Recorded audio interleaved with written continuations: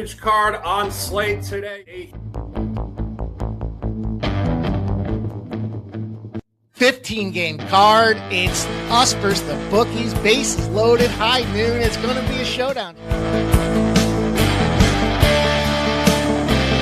On a suddenly not so casual Friday, the buy hat is engaged.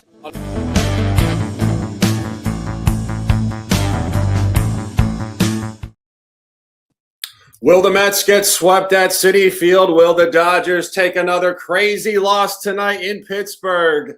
Find out now on MLB Bases Loaded. It is June the 11th, 2026, a Thursday getaway day. Mike, we are here. What's going on, brother? Sharp, baby. Let's go. We got 8 games today, so it's not a huge card, but I think it's a good card, man. We had ourselves a day yesterday, some nice bombs out there, and hey, if you listen to the pregame and check, tied a nice little 3-leg parlay together with some dogs, man. It was nice to see some dogs barking out there, but we got some teams facing the sweep, so it should be fun to talk about how it's all going to tie together. You mentioned it backstage. We got some teams that are facing each other for the last time of the season as well. So it's an interesting card today. Not the greatest card, but a very interesting card, and we always find a way to get paid in these spots. Yeah, Thursday, obviously getaway day, but one of the most unique days of the week in MLB baseball, kind of a flux day. A lot of teams are not playing. We got weekend series tomorrow. We got teams traveling, and we have a cluster of matinees. And as Mike said, we have final game of a lot of windows for teams playing this season. So you say to yourself, how much do teams really care? We will find out this afternoon, and we certainly care. If you guys are in the chat on the East Coast, it's lunch hour. Get some food, get a beer, hang out with us on the West Coast, get your coffee. And let's get down to some business on a suddenly not so casual Thursday, June the 11th, 2026. First game on the card, getaway game 1 in Miami, Diamondbacks at Marlins, 110 Lone Depot Park. Merrill Kelly on the bump at Tyler Phillips. Mike, when I was handicapping this before, my eyes lit up. Merrill Kelly, almost 40 years old, not looking particularly good. Now he's got to hang out in Miami early afternoon. What's going on here? It reminds me of a young dummy I used to know that used to talk about games based on, the adult life that was around the stadium and how that would factor into his handicap. But maybe Merrill Kelly's at that age in life where that stuff does matter to him here. But look, I'm going to take Miami Marlins. This to me is one of them situations where teams go out there and flood them. They start scoring multiple run games. They start getting that confidence, and that confidence breeds over regardless of whom the pitcher is out there. Winning games by 8 or more runs in back-to-back spots, you're just dominating, and that continues to be the story out there. I like this Marlins team to go find its way to victory. Look, especially after a win as a favorite at home with less than 2 runs. It's kind of like that motivation, that momentum just kind of carries over. And then if you want to look at it, we'll talk a lot about the 1-1, 2-2, 3-3 pitching matchups here. For whatever reason, the Marlins, maybe they're not high-end pitching, right? They seem to be one of those teams that if they do get a diamond in the rough, it develops and then they sell it. We talked about Miami being kind of more of the batting development organization than like Tampa Bay, right? They find a way to get great pitchers out there. So we're the White Sox as of late, but that's a different story. And, when it comes to the Marlins and the bats in the third game of a series, they're 9-2 at home in those spots. So I think you're getting Miami at a really nice tag. And frankly, you look at the rest of the details around this thing here, you got some cash coming in on them boys as well, and it's moving in their direction. So 67% of the bets, 71% of the cash on the Marlins. It's gone up 5 cents. Marlins, let's go Miami. Yeah, Miami might be talking about diamond in the rough. Maybe not coincidentally. The diamond in the rough does not exist on the Diamondbacks today. The diamond hat is going to be, the buy hat is engaged. We're taking the Marlins, Mike, full alignment to start off this afternoon. I love to see it. Just elaborating further, this is where you want to buy the Marlins. Final game of the series. They are 7-0 in the series finale at home if playing an out-of-division opponent, and 6-0 in matinees. That is clean living. And really what it is they're catching these teams in Miami midweek or on Sundays, just kind of flat in the South Beach Brickell area. It's just not a high spot for road teams who are then traveling after the game. And that's what the Diamondbacks are doing. They're coming off a loss, and truthfully, they've been outclassed in the series. Mike, as you said, 2 margin losses. That leads me to the next point, run differential. These teams basically have the same exact record, and the Marlins are 14 runs better. Slightly further on this, Merrill Kelly, we said it. I told you guys Max Scherzer yesterday couldn't pitch. Well, Merrill Kelly, 5 years younger, also can't pitch. Only good starts this year against isolated flat opponents, Mets, Rockies, and San Francisco Giants. If he's not facing those three teams, 30 earned runs in 29 and a third innings pitched, over a 2.0 whip, and 0-2 road out of Pacific time at National League opponents out of the division. Both margin losses, 13-2 at Milwaukee, 8-4 at the Cubs. This pitcher for Miami, Tyler Phillips, one start on record, took a loss as a dog, now a favorite. Mike, you're talking about margin. I think the run line is in play here. I think you're going to see margin develop. I think you're going to see a third consecutive Marlins win by 2+ runs. You can actually get that at plus 170 in the market. I'll give you guys the money line with Mike. The buy hat is engaged. Take the Marlins and let's cash. Keeping it moving down the line here. More afternoon baseball. 110 in Detroit. Twins, Tigers closing up a divisional series this afternoon. Zebby Matthews at Kiter Montero. Interesting series here, Mike. We called this yesterday with precision. We said the Twins would win. We said it would go over. Now you get a matinee in Detroit. Not sure what the vibes are going to be like in the local area, but I do know we have some information here. What do you think? Yeah, I told you guys yesterday, not a Framber Valdez day. In fact, I told you, if you had $100, light that $100 on fire, because that's a better investment of your time and money than trying to bet on that Detroit Tiger spot. And so not only that, but I put my money where my mouth was. I told you guys the Minnesota Twins first 5. I doubled back and Twins it up live on pregame. And so it was all about the twin situation out there. And frankly, I kind of feel like it's that way again here. You know, when you look at these spots and these numbers, it's kind of like, well, where can you extract value in a difficult card? And the Tigers at minus 122 doesn't jump off the page at me. In fact, you know, again, is this one of those public trappy spots? You know, you got 63% of the bets, 49% of the cash. So a little bit of a divide between maybe the public and the sharps, if you will, but that line ain't moving. And so that begs the question, what is going on in this particular spot? And look, in the end of a series finales, right-handed duels, third game of a series, big opportunity out there. The total's got to be between 7 and 11. So you got to take out, we talked the other day about those 7s and 11s. Where are those, Shark? Chicago and Wrigley, Coors and Colorado. So we take those out of the equation. The right-handers do have the advantage, and I'm going to go with the Minnesota Twins again in this game here. I think it's a cluster team. You know, generally speaking, you do want to fade these Minnesota Twins after they score 5 or more runs, but I'm not doing it today. In fact, the Tigers, look, against the AL Central, go figure, the unders reign true. So you've got a Tigers under 9-2 against the AL Central. However, the Minnesota Twins are in an over in the third game of a series at 8-2. So Twins put the runs up. Twins get the win. Twins get you some plus money. Minnesota Twins are nothing for me. Yeah, Mike, you're talking about 7-Eleven. It's down the street. I'm not going to get beers there and hang out this afternoon. I'm going to Detroit, and I'm putting the buy hat on here. Slight disagreement, but you're kind of leading me into it. You said fade the Twins off of a high explosive offensive effort. That's what I'm doing. You're also talking about clusters. A couple things we're going to talk about as we go forward through this card. Buy lows on pitchers. Kiter Montero this afternoon comes into this game on a 6-game losing streak. We've been talking about this all year. When you find high upside pitchers that have lost 6 straight, you buy. Not only that, you find this guy with great numbers at home in the division. 2 starts at home, 1-1, both tight. 1-0 is a favorite, 1-0 in a matinee spot, not coincidentally on a Thursday. He beat the Royals by 1 run and Chris Bubich as a small favorite.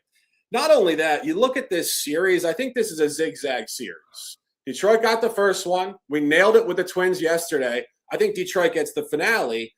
This is also a divisional window here with 13 games this year. Minnesota is 5-1 against Detroit, swept the Tigers at home at Target Field earlier this year. I think it pulls back towards Detroit. And final point on this, I think you want to sell Zebby Matthews in this spot.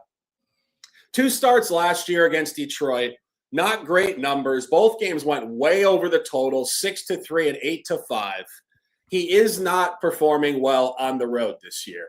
coming off a home win against Kansas City, 0-2 on the road. Only road matinee start was a Sunday early start at Pittsburgh. By far his worst start of the year. 4 1/3 innings pitched, 6 hits, 2 walks, 2 home runs, 7 earned runs. Montero by low, zigzag series. Matthews will struggle. I like the Tigers. I like this hat. This is a hell of a print. Those of you guys out in Detroit, get in that stadium. Get fired up. There's only going to be about 7,000 people in this stadium this afternoon. Flat energy in the stands.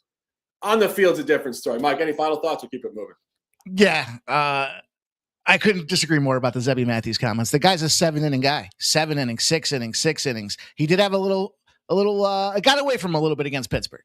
That happens. Pittsburgh's a wonky, and it was on the road. I mean, you go into Pittsburgh, you're not really getting jacked up, right? It's not like you're going down to Miami with that nightlife that we talked about there. So, that being said, the Kansas City bounce back spot, 7 innings.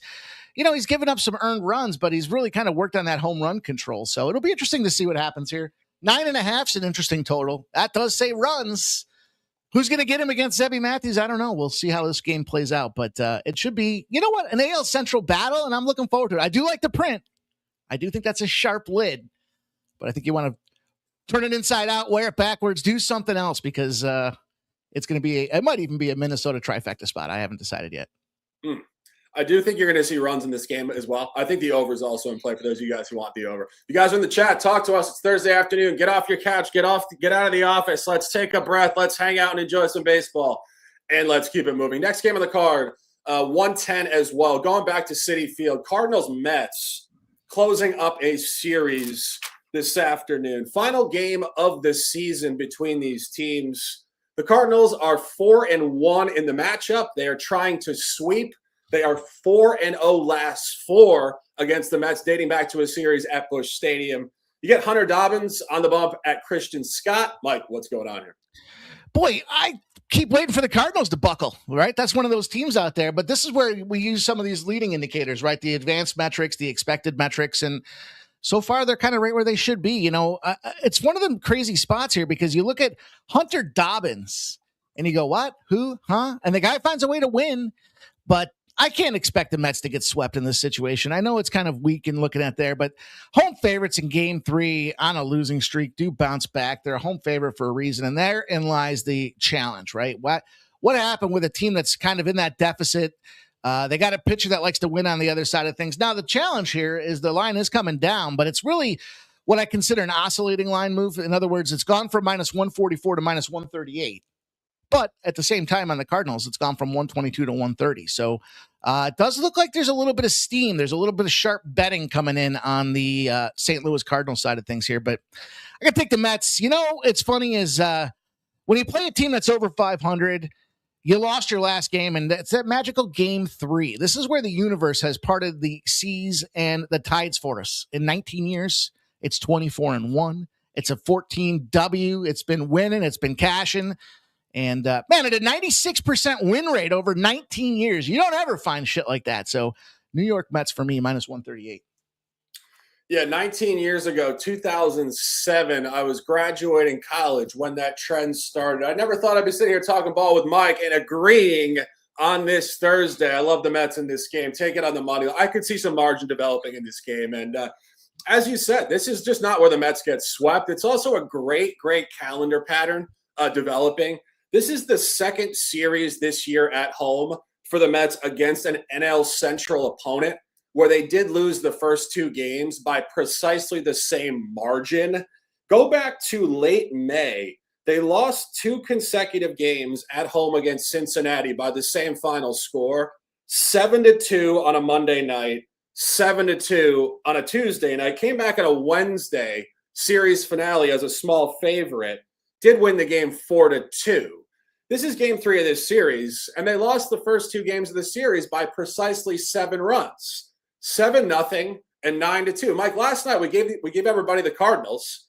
I actually looked at the score sheet, and I saw it was 7-0 in the 4th inning. I actually did a double take. I thought that it was the game from the night before, almost an identical game. But you talk about the line here. This is beautiful stuff.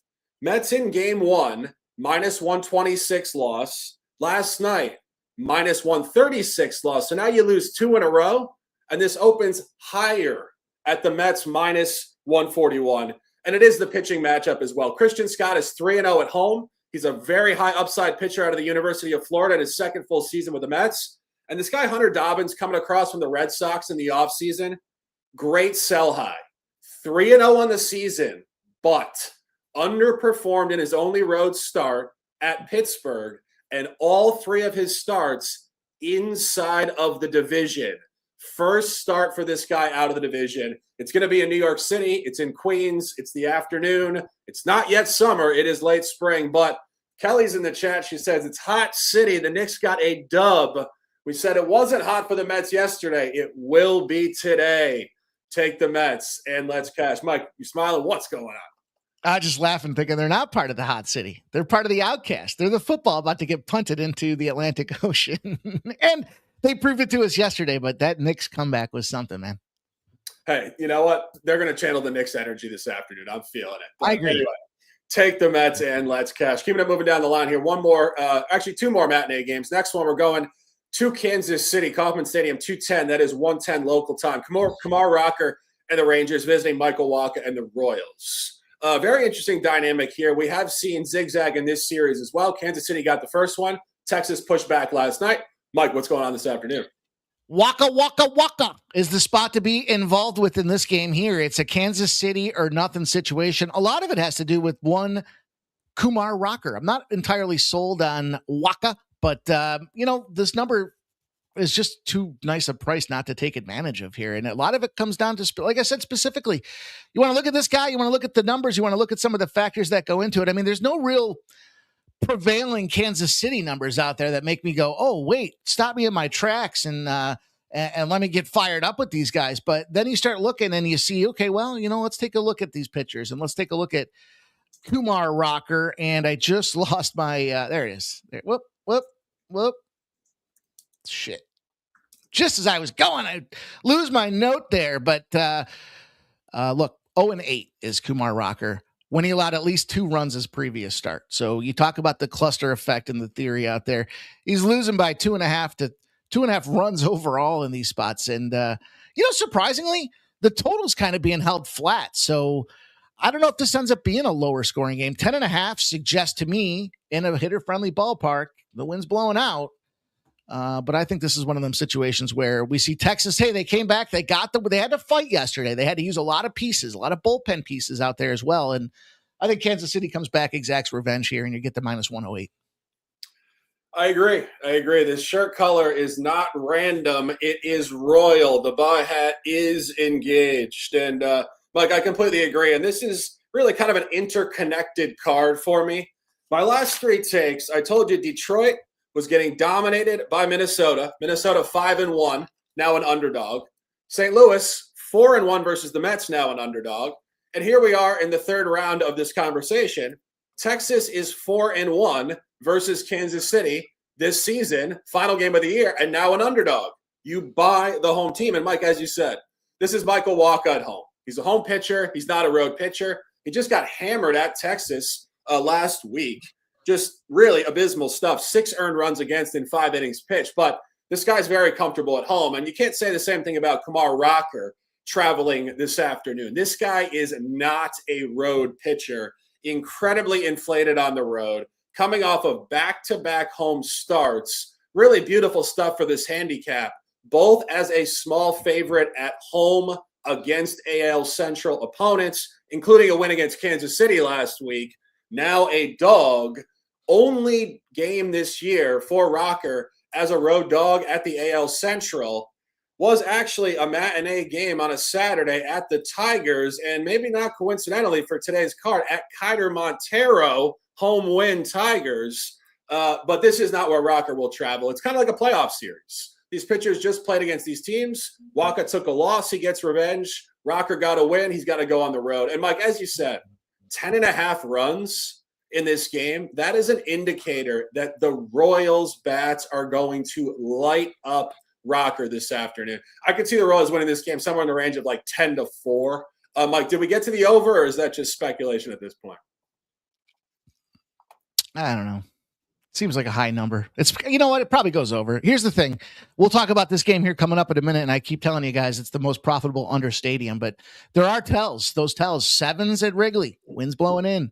11s and higher at Coors, winds blowing out. It's humid. Kansas City with a 10.5. It's got to be an over.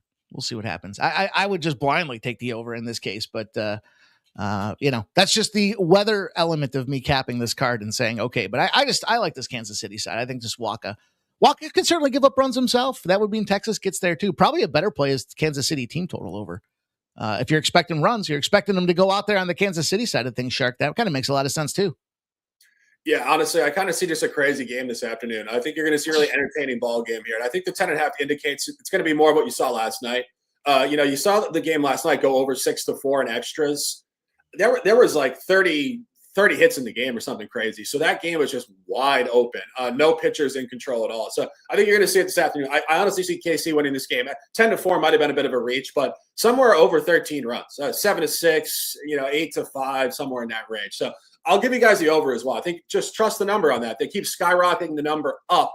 Went over last night. It's jumped up more. So Royals and the over. Let's cash both, and let's keep it moving. Speaking of overs, going to Coors this afternoon, 3:10. Cubs closing up a series at the Rockies. Mike, as you said, profitable under park. Seems like a little bit of a paradox there. Historically, altitude, high numbers, everybody thinking the games go over at Coors. You've nailed this the previous two games. Unders. I have not, but I do adjust. And I do think I will be looking at that going forward. However, this afternoon, Cabrera on the road at Feltner. Cabrera has been a bit of a gas can. Mike, I don't know, but do we maybe get an over this afternoon? 7, 9s, and 11s, you guys. Talk about the old 7-Eleven down the street. Grab yourself a whatever the case may be there. But listen, those are the key numbers when it comes to baseball, and you're looking at these totals, and then factor in those ballparks as we talked about when you're looking at that kind of stuff. So you go back to that Kansas City game and you say, well, 9 should be the staple. If it's 10.5, the books are concerned about runs. In Coors, when you see an 11, they're not. It doesn't seem like they're overly concerned about it. Or guess what? Blindly, maybe the wind's coming in, and guess what's happening? That wind's coming in. It's coming in at 12 miles an hour. So, this game was 1-0 yesterday. Can you believe that for a Colorado series to have 1-0? Colorado first 5 for me. I gave you guys the Rockies first 5 official. Didn't get there. Disappointing too, because it was right there. It was right in the grasp of our hands, but we couldn't pull it home. Colorado did win the game outright. It did stay under. Probably see this one goes under again, but I just can't see the Cubs getting swept by Colorado here. I know that's kind of weak, and there's not a lot of, oomph and vibrato behind it here, but let's face it. Colorado had some outstanding matchups. We talked about yesterday, Imanaga-san, not catching the win out there and being in the favorite role as an 0-8, now 0-9. Just can't get there. The Cubs road teams are 16-2 after a 1-run loss. And if they're on a 3-game losing streak, they're 9-2. So they are a bounce back squad. It is bounce back day. And again, can't see them getting swept. So I'll take the Chicago Cubs. Yeah, I wouldn't disagree. Tough game for me in general. Feltner's kind of a tough read. We said this guy got hit in the head with a line drive a couple years ago and was out. And then he had further arm problems after that. So he's been injured and really kind of in and out of the lineup for, it seems like, the last 3.5 years. He's looked good at home. He did compete well in his previous start against the Brewers. That, of course, is also an NL Central team traveling to Coors. Same line range. The Brewers did eventually win that game in extra innings, 9-7. I wouldn't disagree. I think the Cubs wake up. I mean, Mike, honestly, I got to be just watching the last couple games. I don't know what the deal is with the Cubs. Like, they just seem to have awful group psychology. I mean, PCA kind of notoriously a diva at this point, like trash talking fans in the outfield, very hot and cold, like really either scorching hot or doing absolutely nothing. But just to underperform with the bats at Coors Field to the level they have in games 1 and 2 is pretty alarming, in my opinion. I was kind of blown away by that, but I would agree. I think the Cubs get the dub. Don't love the game, but just to comment, Cubs, what are we doing here, guys? Put some runs on the board, for God's sakes. I think it's a tough spot for the Cubs too, because you look at their series and their matchups out there, like they're kind of in a flat spot of the schedule. Like you kind of open the stadium up, things get excited, everyone's rocking the Cubs gear, and then you sit out there and you play lackluster team like the Giants. How do you get up for a game like that? Then you got Colorado on top of it. It's just like it's a tough little schedule spot for the Cubs, but it's one of them playoff teams. I expect them to be a top 5 contender at the end of the year, and they'll find a way to pull themselves back. It's not pretty right now, though. I mean, look, you talk about a team overall, they're 500 or so here, 20-15 at home, struggling 14-19 on the road. So at some point, maybe, but you know what it tells me? They're 24-22 as a favorite. So you do have to be careful when you're buying in on this team. And a lot of it has to do with take a look at those pitching matchups. How do they rank and consider, ultimately right now the bats are just flat. So this does have to pivot back to pitching, and 4 straight unders for the Cubs. I do think, again, 11.5s moved down to 11s. Let's do that. How about this, Shark? On top of that, not only will we take the Cubbies here, but let's ask everybody to take a second and smash that thumbs up button if they haven't done so already. It only takes you a second. It helps us a ton if you like the content. If you're making money, if you enjoy just listening to the back and forth banter of the arguments that unfold through the games here in the stories, then take a second to hit that thumbs up button and show some support for my guy Shark and I.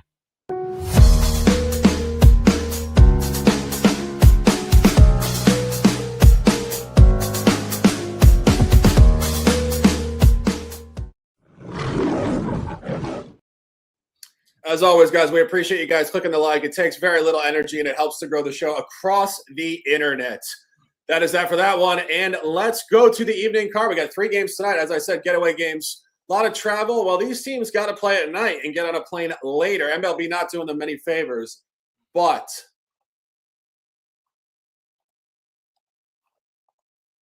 I was listening.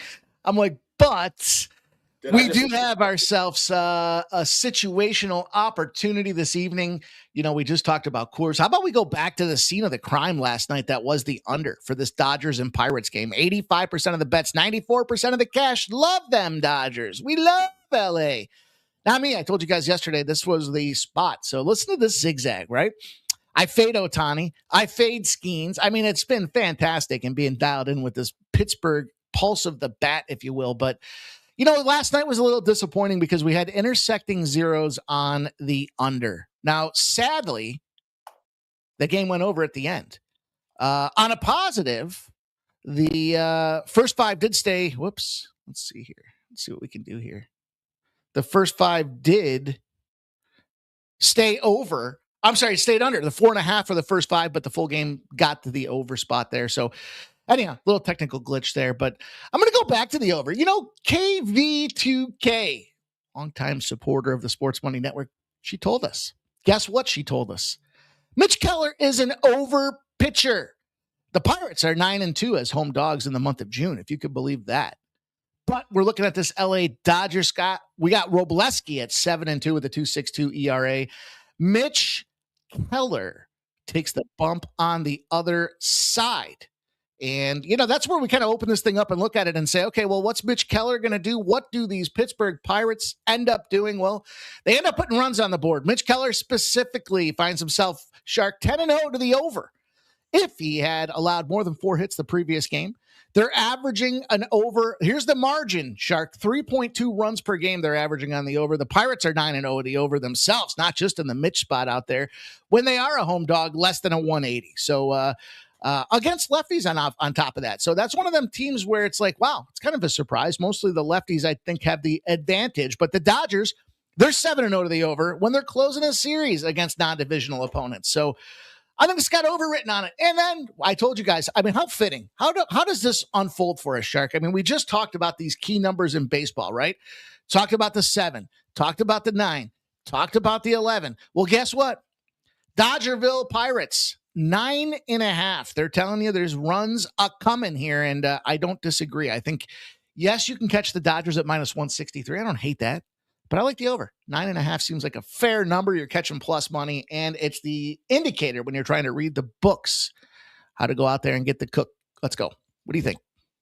Yeah, sorry about that, guys. Had a little internet disruption there. But no, I would agree. I mean, you look at Robleski here on the road in some of these out-of-division games. I mean, we talked about this actually going back in one of his previous starts, 14-2 at Toronto, 15-2 at the Angels, 12-3 at Colorado, a couple isolated unders in the middle there as well. But as you said, Keller's not performing well at PNC Park at all in recent history. 7 earned runs against the Twins, 6 against Colorado. I agree. We're not going to go long-winded on this. I agree. I think the over is the best look in this game. Take the over. Our guy 22 spread says, you guys ever take the Dodgers? I mean, we do. And I just put in the comments there, I took the Dodgers against Skeens at plus 105.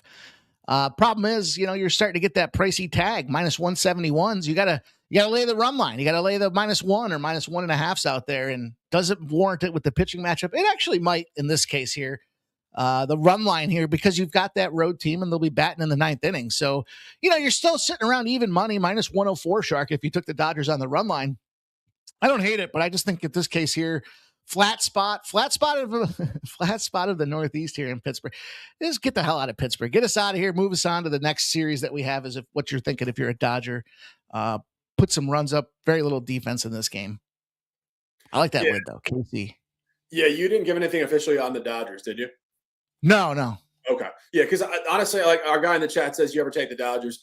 Honestly, I could see the Pirates getting a dub here, if I'm being honest. Keller is due to improve a little bit. He did actually pitch very well against this lineup last year on the road. 6 innings pitched, only 2 earned runs. So totally in control. And the line is short. The Dodgers were actually laying about 260 to this guy at home. The 100-point drop is one of my bread and butter spots. When you see that 100-point drop, it's fairly noteworthy. So I might get to Pittsburgh later on in the day, but I do think the over for the show is the best look.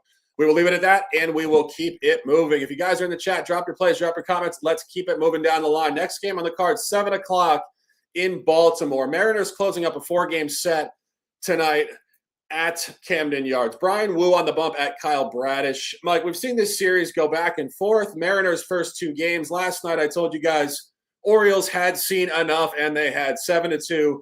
Jackson Holiday, grand slam. Thank you very much. Now you get Wu on the bump at Eastern time. He has not been great in this spot. Bradish, kind of a tough read in my opinion. Mike, anything in this game?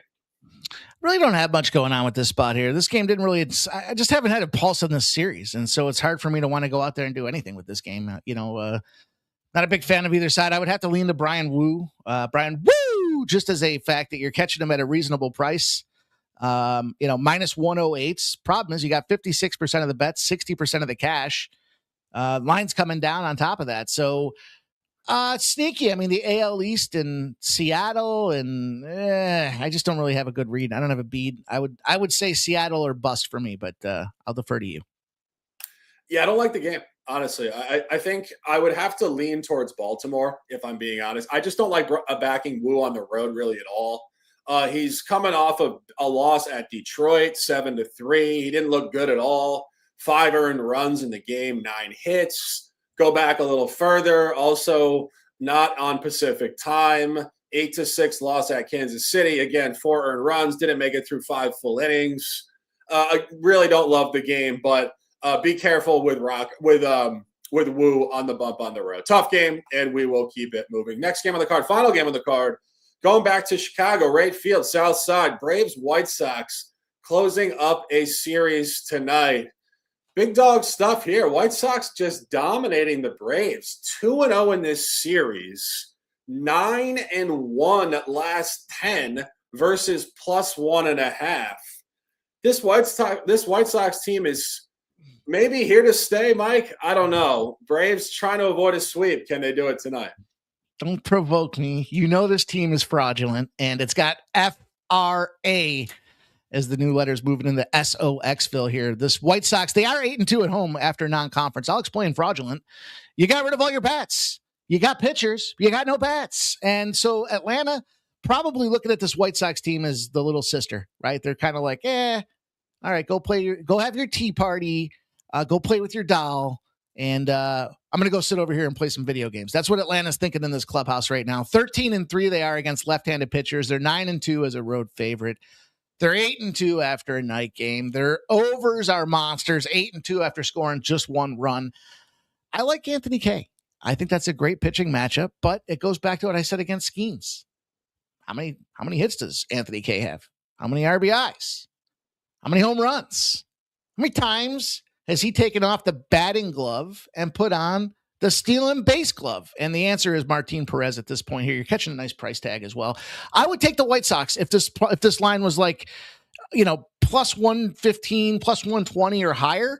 But I think that you're playing with live dynamite here. Minus 113 for the Atlanta Braves. I think it's just one of them spots. You got to say, you know what? They don't get swept. They're not getting swept against the White Sox. And I'll leave it at that. Yeah, I think really interesting dynamic here too, because yesterday I told you guys Chris Sale had pitched for the White Sox from 2010 to 2016, the first 7 years of his career, and he was not going to get revenge. And that was correct. The White Sox won the game 2-1. Martin Perez actually pitched for the White Sox last year. I'm not going to say that it's the same level of revenge for Chris Sale, who really was an elite pitcher for almost a decade for this team, but I think it stands for something. The White Sox didn't bring this guy back. And, pitchers, players, they look for any motivation they can get, any bulletin board material. He says, these guys didn't want me. F them. I'm going to go in there and shove. And, Mike, you're right. He has been great this year as a small favorite on the road. He's actually, I believe, 3-0 on the road as a small favorite, 2-0 outside of the division. Last time he was a small favorite in this portion of the country outside of the division, I did back him. Not sure if you got there. It was a Saturday. We weren't doing a show, but it was at Cincinnati. He was laying about the same figure, minus 125, 5-2 win. That all connects with the Braves side for me. Here's my only hesitation. Anthony Kay is coming off of a road loss at the National League, and this pattern is unbelievable for this guy. That is the fourth road loss for Anthony Kay this year at a National League opponent. And he is 3-0 in the next game coming home off those losses. So when he sucks on the road at a National League opponent and takes a loss, he does come back and win. So the moral of the story for me on this one, I like the Braves. I like Perez. I like the psychology. I like to avoid the sweep. However, I don't like fading Anthony Kay coming off a road loss at the National League. I do not have anything in this game, but as always, we go through all the details, guys. When there's no take, there's always great information, and that is 37.5 minutes. If you guys haven't dropped a like, please do, Mike, and we got best bets. We sure do. The Minnesota Twins are a best bet. I don't like to go against the buy hats, but when you got a buy hat on the whole front half of the card, I got to pick a spot. So I'll take the Minnesota Twins. I like the Cubs to get that bounce back spot as well at minus 138. And I will take I'll take that over 9.5 in Pittsburgh. We'll take a plus 100 on the over 9.5 in Pitt. Last but not least, Kyle Bradish. I went to that Seattle-Baltimore game. Told you I didn't really have much going. Here's what I'm going to go with. I'm going to go with under 5.5 strikeouts for Kyle Bradish there. I'll give you 3 plays and a player prop. I like it. All right, we're going with the Marlins. Did you give that one or no? You did. No. Okay, Marlins, Moneyline. And I'm going to be on the run line myself. For those of you guys who are watching right now, I'm taking the money line. Our guy in the chat says, I like Marlins minus 2.5. I like it. You can probably get like plus 300 there or something like that, plus 325. Great look. I think margin could develop, but I'll give you guys the money line there. The buy hat is engaged, taking the Royals on the money line as well. That number is sitting at minus 108. And another collaboration, myself and Mike, we're taking the Mets to avoid the sweep at minus 138. All righty. There you guys have it. That is bases loaded. That's pretty much the whole card. So there's not much in the world of parlays.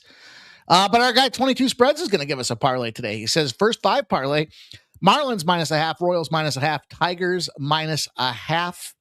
You guys want to check it out? Come on over to the YouTube side of the Sports Money Network out there. We've got lots of content, lots of live streams, lots of breakdowns, soccer analysis for the World Cup coming up.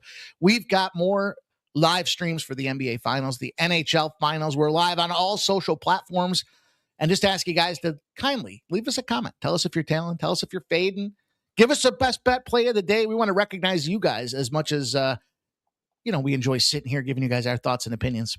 We love to hear your feedback. So appreciate everybody that tuned in. And of course, as always, I appreciate my guy, Sharp. What's up, my man? Yeah, absolutely. So much appreciation to the chat. So Mike, we put on, these shows 5 days a week, guys. We really love to do it. It's a high energy point. It is far more than just sports picks. This is a community, and it is a great, great environment every day. We will be back tomorrow at the same time, 12 o'clock for the Friday show. 15 games tomorrow, slightly smaller one today, but it is an opportunity to dominate. As always, guys, please manage your bankroll so you can see the light of day tomorrow, next year, and for decades to come. We will be here. We want you to be here with us too. That is MLB Bases Loaded. on this Thursday, June the 11th, 2026. For Mike, I'm the Shark. Stay fast, stay strong, stay disciplined, and let's dominate. I'm like an addict, do I gotta have it. I ain't even playing, got a really bad habit. If it moves, gotta grab it, fuse like a magnet. Lose, won't have it till I'm doomed in a casket. I ain't playing, got a weird mind. If you work 8 hours, I'ma work 9. If the shit tastes sour, you should taste mine.